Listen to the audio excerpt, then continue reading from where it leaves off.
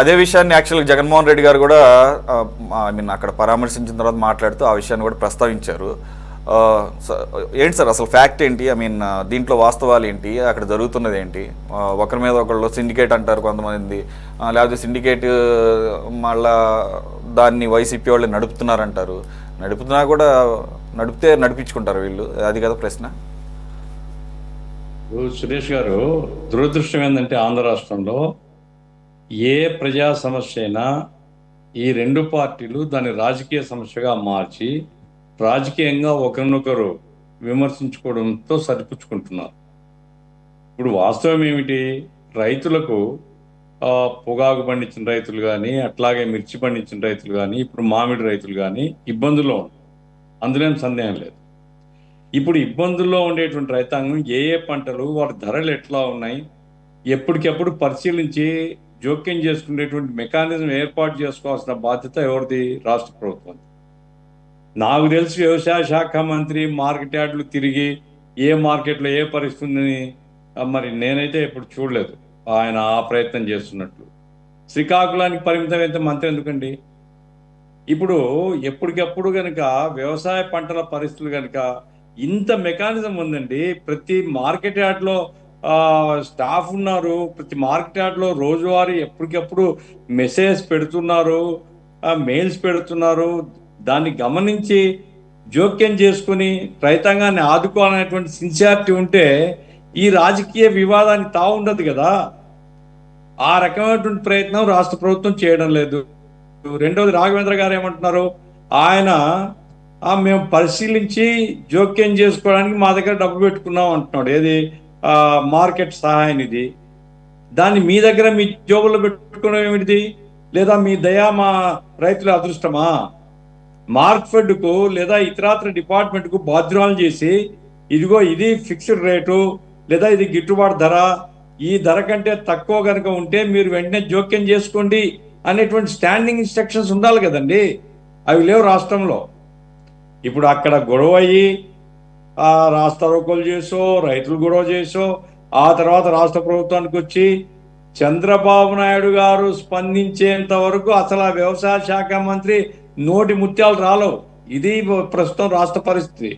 కాబట్టి నేను చెప్పేది ఏమిటంటే తెలుగుదేశం ప్రభుత్వం ఆత్మహత్య చేసుకోవాలా.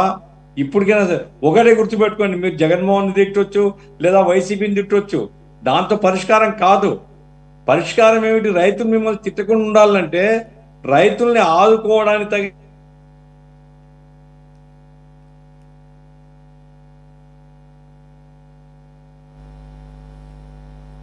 ఏర్పాటు ప్రభుత్వం చేసుకోవాలి.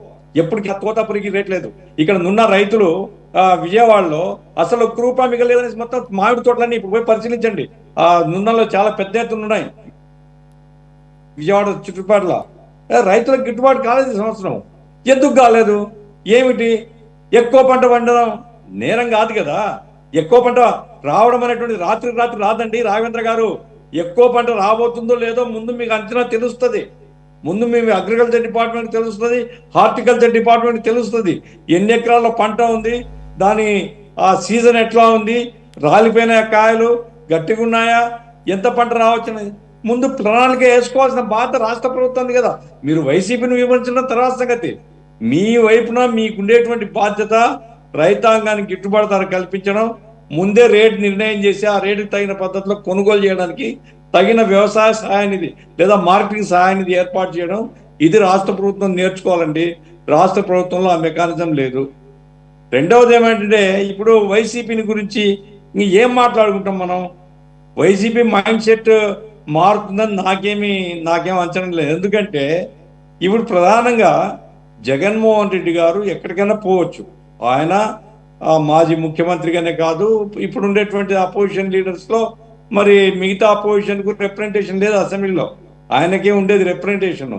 అన్నప్పుడు రాష్ట్రమంతా తిరిగి సమాచారాన్ని సేకరించుకొని ప్రభుత్వం యొక్క వైఫల్యాల్ని విమర్శించి ప్రభుత్వానికి నిర్ణయాత్మకమైనటువంటి సూచనలు చేసే బాధ్యత కనుక తీసుకుంటే ఈ రాష్ట్రం రైతాంగానికి న్యాయం జరుగుతుంది. అట్లా కాకుండా ప్రతిదీ రాజకీయం కోసమే కనుక చేసే పద్ధతి, రాజకీయం కోసం చేయడమే కాకుండా జనాన్ని సమీకరించుకొని ఇదిగో జనం పెద్ద ఎత్తున తరలి వస్తున్నారు జగన్మోహన్ రెడ్డికి అనిపించుకోవడం కోసమే కనుక అయితే న్యాయం జరగదండి. ఎందుకంటే ఇప్పుడు మేము కూడా, నేను చిన్నప్పటి నుంచి రాజకీయాలు ఉన్నప్పుడు చూసినాను, కరువు పరిస్థితులు వచ్చినప్పుడు ప్రతిపక్ష నాయకులందరూ కరువు పర్యటనకు వచ్చేవాళ్ళు రాయలసీమకు. అట్లాగే వరదలు ఎక్కడైనా వస్తే ప్రతిపక్ష నాయకులందరూ వరదలకు పోయేవాళ్ళు. ఎంతమంది పోయేవాళ్ళు? నేను ఈవెన్ పుచ్చలపల్లి సుందరయ్య, గౌతు లచ్చన్న, వావిలాల్ గోపాలకృష్ణయ్య, ఆ స్థాయి నాయకులను కూడా చూస్తాం. వాళ్ళు ఎంతసేపు ఉన్నా వాళ్ళ వెంట ఒకరో ఇద్దరో సహాయకులు ఉండేవాళ్ళు తప్ప వాళ్ళేం మంది మార్పులతో ఎక్కడొచ్చేవాళ్ళు కాదండి. అది జగన్మోహన్ రెడ్డి ఎక్కడ పోయినా జగన్మోహన్ రెడ్డి గారికి పోతున్నారంటే జనం వస్తారు, రానివ్వండి.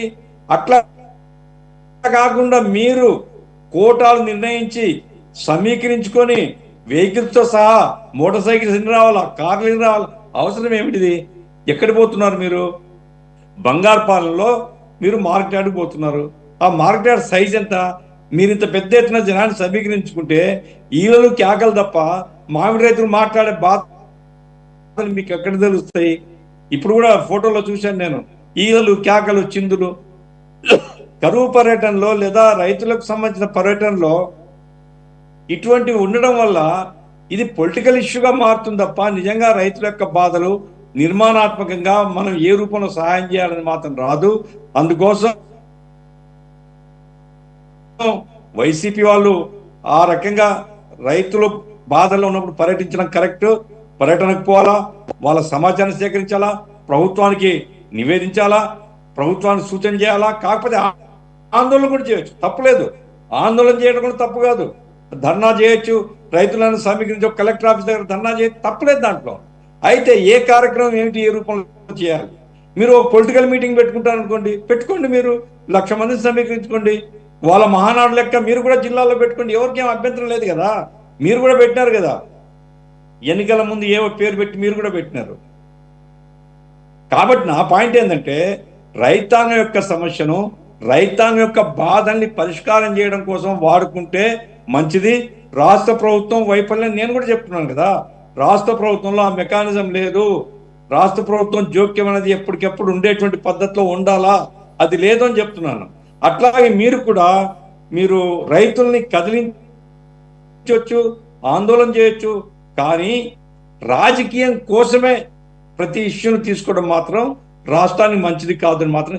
ఇప్పుడు మీరు రాజకీయం, వాళ్ళు రాజకీయం, ఏమవుతుంది? రైతులు పక్కకి వెళ్ళిపోతారు, రైతుల ఇష్యూస్ పక్కకు పోతాయి. ఆ రూపంలో మంచిది కాదని మాత్రం నేను చెప్తున్నానండి. రాబోయే కాలంలోనైనా రాష్ట్ర ప్రభుత్వం, వైసీపీని విమర్శించడం కాదు, రాష్ట్ర ప్రభుత్వం వ్యవసాయ శాఖ మంత్రి ఏమండి మార్కెట్ ఎందుకు తిరగకూడదండి? ఎందుకు ప్రజలు జీతాలు ఇచ్చేది? వీళ్ళందరూ ఇంట్లో పడుకోవడానికా? ఆయన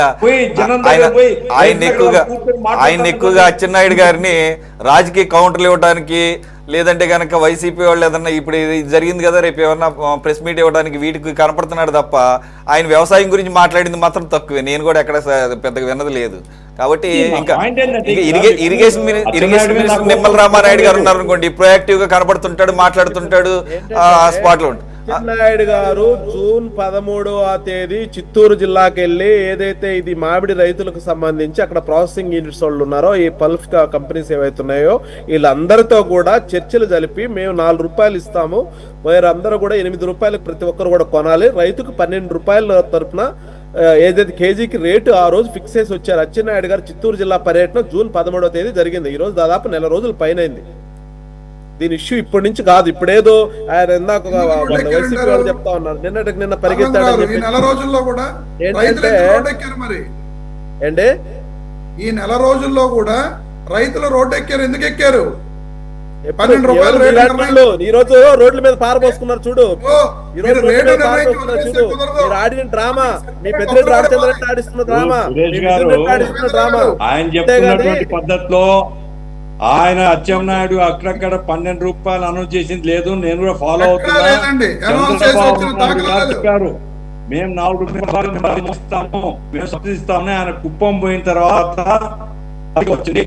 నా పాయింట్ ఏంటంటే, చంద్రబాబు నాయుడు గారు ప్రభుత్వం ముఖ్యమంత్రిగా స్పందించడం మంచిదే, కానీ ముఖ్యమంత్రి గారు వ్యవసాయ శాఖ మంత్రిగా ఆందోళన రాకుంటే ఇంత చర్చ ఎందుకు? సార్ గఫూర్ గారు, రవీంద్రరావు గారు సారీ గఫూర్ గారు, మా మామిడికాయలు వాయిస్ బ్రేక్ అవుతుంది. గఫూర్ గారు, మీ వాయిస్ బ్రేక్ సిగ్నల్ డిస్టర్బెన్స్ ఉన్నట్టుంది సార్ రవీంద్ర గఫూర్ గారు, గారు. ఇది వాయిస్ బ్రేక్ అవుతుంది. నాయుడు గారు వెళ్ళి మీటింగ్ మీరు అన్నట్లు ఒకటి ధర విషయం, రెండు రమేష్ గారు కంక్లూడ్ చేద్దాము. రమేష్ గారు ఇందాక గఫూర్ గారు ఒక విషయం చెప్పారు.